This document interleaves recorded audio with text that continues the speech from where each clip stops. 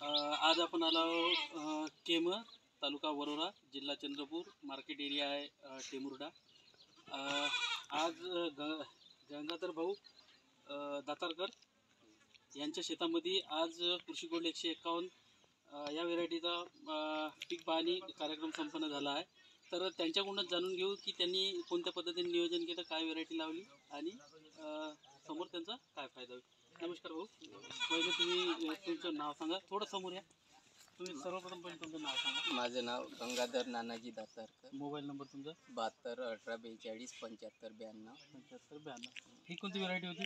हे कृषी गोल्ड 551 151। हा 151। अच्छा, तर तुम्हाला याचं शेंगा किती वाटत आहे? शेंगा तर भरपूर आहे ना। मी पेरणीचे नियोजन पट्टा पद्धत वापरली, त्याच्यामुळं पेरणी तर थोडं पातळ आहे, पण योग्य वाटत आहे मला। तुम्हाला उतारा किती होईल असं वाटत आहे? तर तसं तर म्हणजे 10चा तर माझा अंदाज आहे। काही रोग नाही, रोग नाही म्हणजे जे काही पिवळा आलं तर ते काही पाण्याच्या अभावी, पाण्याअभावी न तसं बुरशीनाशक, पांढरी माशी। तुमची लागवड किती तारखेची होती तरी? माझी तरी 20-22च्या दरम्यान। 20-22 जून।